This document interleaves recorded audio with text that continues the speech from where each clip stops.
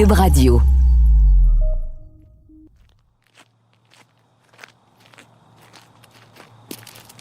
Deux silhouettes s'avancent silencieusement dans l'ombre et profitent de l'obscurité pour se diriger jusqu'à une clôture métallique grillagée. Pendant qu'un des deux hommes s'affaire à couper la clôture Frost avec sa pince, son complice, lui, observe la structure de métal sombre qui les surplombe de toute sa hauteur, une tour de télécommunication. La barrière de métal cède enfin et les deux individus se glissent par l'ouverture. Ils se dirigent vers l'imposante structure bardée d'antennes, puis ils dévissent le couvercle des bidons d'essence qu'ils ont amenés avec eux. Ils déversent le contenu inflammable sur le sol, au pied de la tour. L'odeur de kérosène remplit l'air, pendant qu'un des deux complices sort un paquet d'allumettes de la poche de son pantalon et en craque une.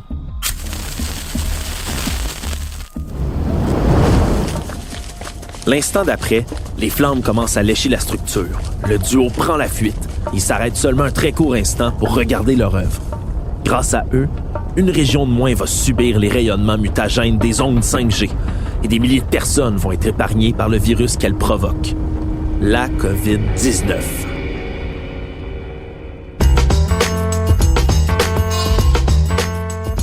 Ici Alexandre Morin-Villouellette et bienvenue à Ce n'est qu'une théorie, un balado qui démystifie justement les théories du complot, les conspirations et les phénomènes occultes. Des plus farfelus aux plus crédibles. Aujourd'hui, on va se pencher sur les théories complotistes entourant les ondes 5G, des inquiétudes légitimes concernant cette technologie-là, jusqu'à son implication supposée dans l'apparition et la propagation de la plus récente pandémie de COVID-19. Le scénario que je vous ai raconté en ouverture est basé sur des événements réels qui se sont passés au Québec et qui se sont répétés un peu partout dans le monde. Au printemps 2020, 4 tours de télécommunications avaient été incendiées et vandalisées à Laval et dans les Laurentides. Les méfaits se sont passés pendant la nuit et ça a causé des millions de dollars de dommages.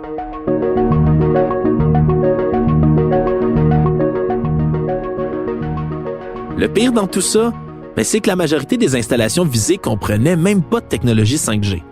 Suite à ça, il y a tout un protocole de surveillance de nuit qui s'était mis en place. Pour Tristan, qui était agent de sécurité ici, au Québec, à cette époque-là de la pandémie de COVID-19, c'était toute une surprise d'être appelé pour assurer une présence autour d'une tour de télécommunication. En fait, c'est mon patron qui m'appelle, puis il me dit « Tristan, est-ce que tu es disponible à soir? » Puis il me décrit qu'il y a une tour 5G à Sutton qui avait reçu des menaces. En fait, il y avait d'autres tours qui avaient été attaquées par des gens qui se méfiaient de la 5G, de ce que j'en ai compris. Et puis, il y avait un mandat de protection sur une tour en particulier. Mais pourquoi des gens ont décidé de s'attaquer à des tours de télécommunication? Pourquoi cette haine soudaine de la 5G en pleine pandémie? Comme on va le constater, les inquiétudes liées à cette fréquence-là n'ont rien de nouveau. C'est plutôt qu'à ce moment-là, une théorie a émergé liant l'apparition de la COVID-19 au développement de cette technologie en Chine. La 5G, ou 5e génération, c'est une norme de réseau de téléphonie mobile.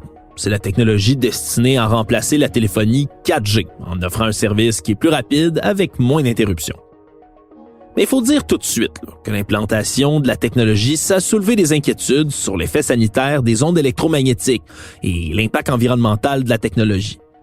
Et puis là, en plein cœur de la pandémie de COVID-19, au printemps 2020, la ville de Wuhan, en Chine, est le berceau de la pandémie. Et on commence à lire des rumeurs sur Internet comme quoi la ville était la première à disposer d'un réseau 5G. Et puis, on retrouve de plus en plus de publications sur le web qui font un lien entre les deux. Pourtant, à cette période-là, il y avait d'autres foyers d'éclosion, comme l'Iran ou le Japon, qui, eux, avaient aucune couverture 5G. Et pourtant, les idées d'un lien entre les deux continuent de se répandre. L'une des premières mentions d'un lien entre la COVID-19 et la 5G serait apparue sur un site conspirationniste français, appelé Les Moutons Enragés, le 20 janvier 2020. La source vient de John Gregory, analyste senior chez NewsGuard, un outil qui surveille les fausses nouvelles en ligne. Puis, 2 jours plus tard, un journal belge publie une interview d'un médecin local. Ce médecin-là lance une information infondée selon laquelle l'épidémie de coronavirus pourrait être liée au tour de téléphonie mobile 5G, installé près de Wuhan en 2019. L'article a été retiré en quelques heures à peine, mais le mal était déjà fait. Cette théorie commençait rapidement à se propager sur des pages Facebook anglophones et allait continuer de circuler rapidement dans le monde entier. Jonathan Jarry est communicateur scientifique à l'Organisation pour la science et à la société de l'Université McGill. Lui aussi a été confronté à la propagation rapide de la désinformation liée à la COVID et à la 5G. Oui, surtout au tout début de la pandémie, durant la première année, il y avait beaucoup de mésinformations au niveau de ce que j'ai appelé la COVID-5G au lieu de la COVID-19. Il y a une section de la population qui cherchait vraiment une explication à savoir qu'est-ce qui se passait.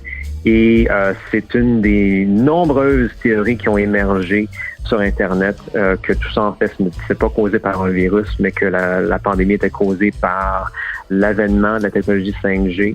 Et donc, tous ces symptômes-là, ça avait à voir avec ça. Ces théories initiales-là sur la relation entre le coronavirus et la 5G se sont rapidement transformées en toutes sortes de spéculations hasardeuses. Certaines suggèrent que les réseaux 5G provoquent des radiations qui, à leur tour, déclenchent le virus. D'autres laissent entendre que les rapports sur le nouveau coronavirus étaient en fait une distraction pour dissimuler l'installation de tours 5G dans le plus grand secret.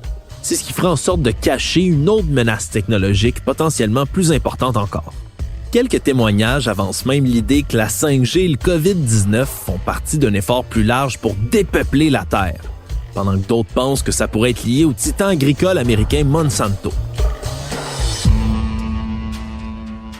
Pourtant, même si ces idées-là continuent de se propager sur le web, aucune d'entre elles ne parvient véritablement à expliquer comment des ondes électromagnétiques pourraient être à l'origine d'un coronavirus. Pour m'assurer que véritablement les ondes électromagnétiques ne peuvent pas être à l'origine d'un coronavirus, j'ai décidé de faire appel à une véritable sommité des risques liés à la 5G et aux ondes électromagnétiques. Anne Perrin, docteur en biologie, spécialiste du risque électromagnétique et membre de la Société française de radioprotection. Ça fait au-dessus de 20 ans qu'elle mène des recherches sur les effets biologiques et sanitaires des radiofréquences. Pour elle, c'est clair. Le COVID et la 5G, il n'y a pas de cause à effet. Aucune. Déjà, c'est impossible que la 5G cause une maladie virale, ça c'est sûr.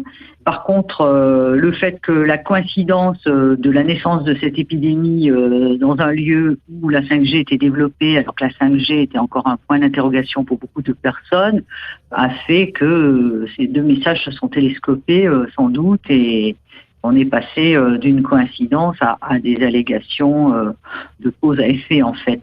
Donc non, les ondes 5G ne peuvent pas provoquer des mutations chez les êtres vivants. Par contre, d'autres types d'ondes électromagnétiques, elles, le peuvent. Il y a donc une catégorie d'ondes qui peut provoquer des mutations chez l'humain et une catégorie qui n'est pas mutagène. C'est qu'il y a en fait deux catégories bien différentes, les ondes ionisantes et les ondes non ionisantes. Alors la différence, c'est que en fonction des fréquences, en fait, les particules, si vous voulez, qui sont liées aux ondes électromagnétiques, ont une énergie interne qui est croissante au plus on monte en fréquence. Et donc à partir des fréquences des UV, en fait, ensuite au-delà des UV, on trouve aussi tout ce qui est radioactivité. Un peu perdu? C'est normal, c'est un sujet très technique. Permettez-moi de vous simplifier tout ça. En gros, une onde électromagnétique est ionisante ou non dépendamment de sa fréquence. La fréquence correspond à la vitesse à laquelle les ondes montent et descendent. Plus la fréquence du rayonnement est élevée, plus le rayonnement a d'énergie. Eh bien, ces rayonnements ont une énergie telle qu'ils sont capables d'induire un phénomène d'ionisation quand ils rencontrent des atomes.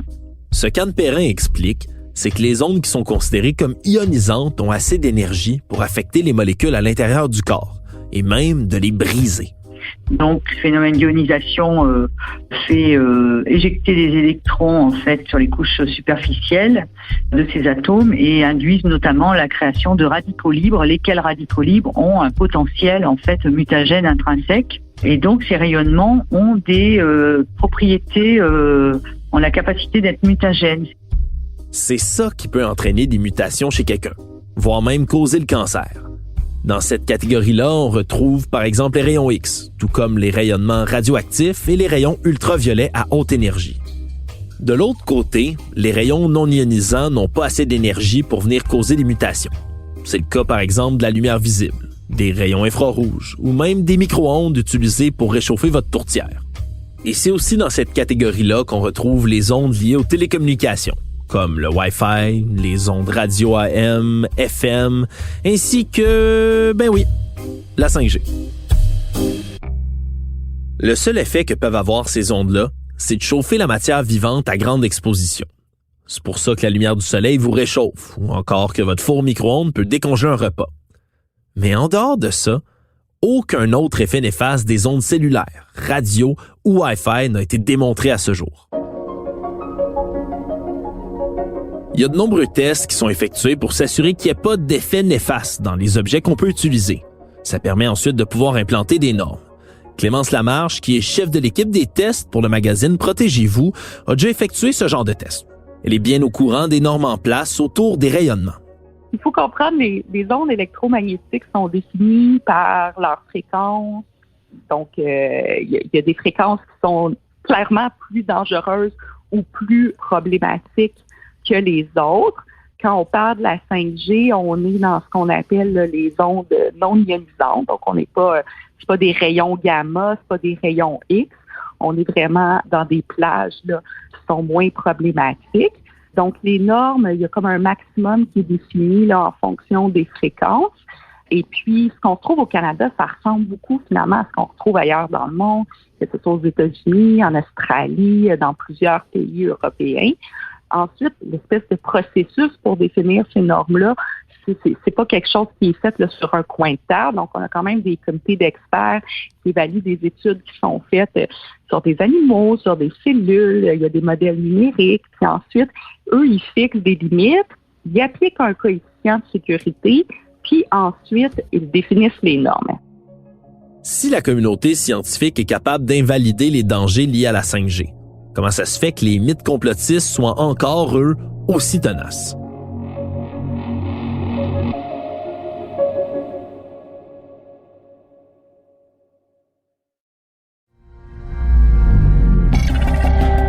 En septembre 2013, la Sûreté du Québec fait la découverte d'une vidéo qui allait s'avérer à être une véritable bombe. Et dans cette vidéo, on voit un motard qui vient de s'évader de prison qui parle à la caméra. Il affirme, entre autres, qu'il a en sa possession 13 conversations téléphoniques hyper compromettantes enregistrées en secret par lui et dans lesquelles on l'entend parler avec un certain policier nommé Benoît Roberge. Je suis Félix Séguin. Je vous présente la série balado Le Ripou des Hells. C'est cette histoire incroyable qu'on peut enfin vous raconter au complet avec mes collègues du bureau d'enquête Éric Thibault et Jean-Louis Fortin. Le Ripou des Hells, c'est une série balado de Cube Radio et du bureau d'enquête. La série est disponible sur Cube, dans la section Cube Radio et sur les autres plateformes de balado. Certains semblent penser que comme la 5G et le coronavirus sont nouveaux, qu'ils seraient liés d'une manière ou d'une autre. Mais en réalité, la plupart de ces idées-là s'appuient sur une multitude de préoccupations confuses concernant la technologie 5G, mais aussi sur des craintes de longue date concernant les nouvelles technologies cellulaires. En gros, c'est un classique. On se méfie de ce qu'on comprend pas vraiment, et les ondes invisibles sont un sujet difficile à saisir pour le commun des mortels. En tant que communicateur et vulgarisateur scientifique, Jonathan Jarry doit souvent expliquer au grand public les impacts des nouvelles technologies. Mais c'est un défi de plus en plus grand à relever. Les découvertes scientifiques et leur application technologique deviennent de plus en plus compliquées, de plus en plus pointues. Et je pense que ça rend notre tâche encore plus difficile. On a ce problème-là de la boîte noire. Par exemple, avant, on pouvait facilement comprendre comment une auto fonctionnait. On pouvait bien imaginer la mécanique. Mais maintenant, il y a des circuits. L'automobile possède un ordinateur. C'est ce que Jonathan Jarry appelle la boîte noire. Des objets dont le fonctionnement nous échappe. C'est pas quelque chose qu'on peut réparer nous-mêmes. Donc, on est entouré de technologies de plus en plus opaques. Et je pense que ça facilite les campagnes d'alarmisme. Il y a une étude en psychologie qui avait été faite où on demandait aux gens s'ils comprenaient bien comment une bicyclette fonctionnait. Et la plupart des gens disaient « Oui, je comprends ça. OK, bon, mais maintenant, dessine-moi une bicyclette avec le mécanisme, où va la chaîne, comment ça fonctionne. » Et la majorité des gens n'étaient pas capables de le faire. Donc, ça, c'est une technologie qui est simple. Une bicyclette, c'est simple. Même moi, je ne suis pas capable de dessiner ça parce qu'on pense bien comprendre, mais en fait, quand il vient le temps de mettre le crayon au papier, de devoir dessiner le mécanisme de comment ça fonctionne, on n'est pas capable de le faire. Et ça peut et c'est encore pire avec un téléphone cellulaire, avec un ordinateur et avec une tour de communication 5G. Comment est-ce que ça fonctionne? Les gens qui ne sont pas experts dans ce métier-là n'ont aucune idée. Donc, ça crée des boîtes noires un peu partout dans notre environnement et ça devient facile de s'apeurer vis-à-vis de ça et d'entendre des rumeurs en ligne comme ça qui disent « Ah oui, mais ça, ces affaires-là, c'est pas bon pour la santé parce qu'on ne les comprend pas bien. » Malgré tous les efforts pour l'expliquer au grand public, il demeure que la 5G, les ondes en général, sont le bouc émissaire parfait pour justifier toutes sortes de problèmes. Pour certaines personnes, ce sont des problèmes de santé physique qui sont attribuables aux ondes. Ce phénomène-là est appelé électrosensibilité.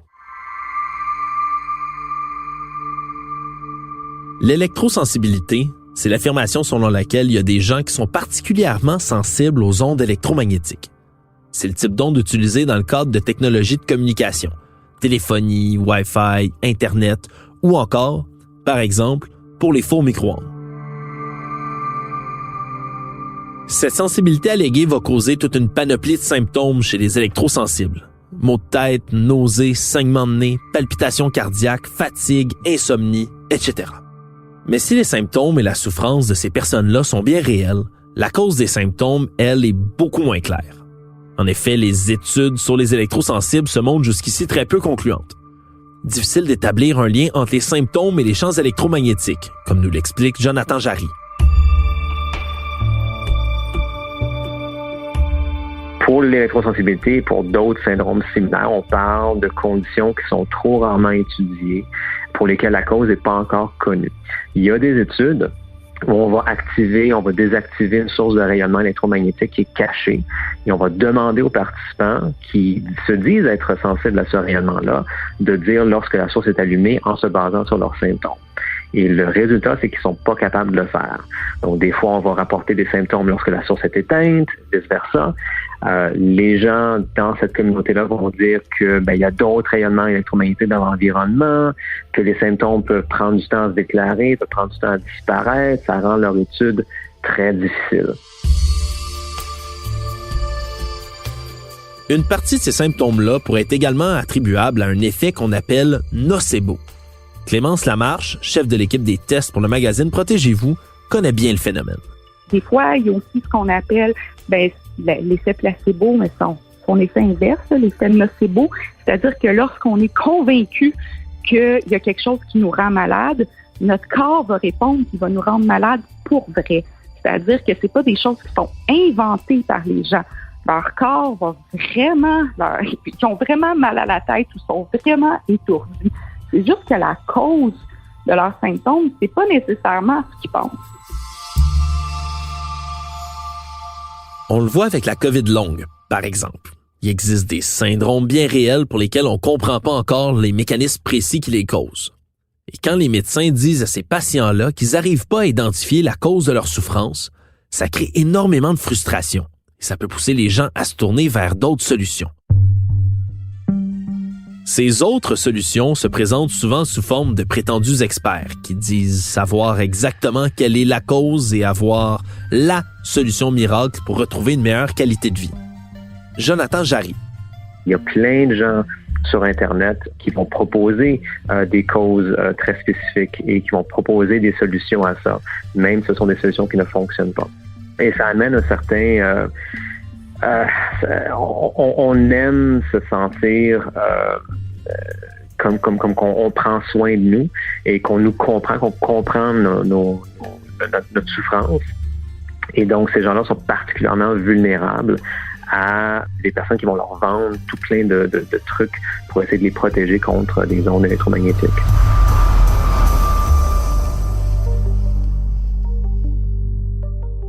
On retrouve sur le marché une foule de dispositifs de protection, comme par exemple des vêtements protecteurs anti-ondes. Il y a des charlatans qui font fortune à vendre des t-shirts, des caleçons ou des couvre-chefs qui protégeraient contre les signaux provenant des tours de téléphonie cellulaire et du Wi-Fi. C'est donc important de se rappeler que les théories du complot autour des ondes de télécommunication de la 5G sont très attirantes pour certains individus véreux. Elles peuvent leur permettre de faire beaucoup d'argent avec la peur des gens. Quoi qu'il en soit, la 5G, en plus d'alimenter les craintes sur la santé, demeure encore le refuge de théories qui peuvent exploiter la vulnérabilité de certaines personnes. N'ayez crainte, votre prochain téléphone muni de technologie 5G ne vous causera aucun mal et probablement aucun maux de tête. Vous pourrez simplement écouter encore plus de petites vidéos de chats mignons. Pour notre part, il est facile de retrouver les sources de nos informations, justement pour en vérifier la crédibilité. Parmi les nombreuses sources consultées pour traiter du sujet d'aujourd'hui, celle-ci pourrait particulièrement vous intéresser. L'article de fond du journal The Atlantic sur l'émergence de la panique autour de la 5G et de la COVID. L'organisme NewsGuard pour ses vérifications autour de l'émergence de certains complots. Le dossier du site d'enquête Vox sur les débuts de la panique autour de la 5G. Les tests du magazine Protégez-vous. Les études de la Société française de radioprotection.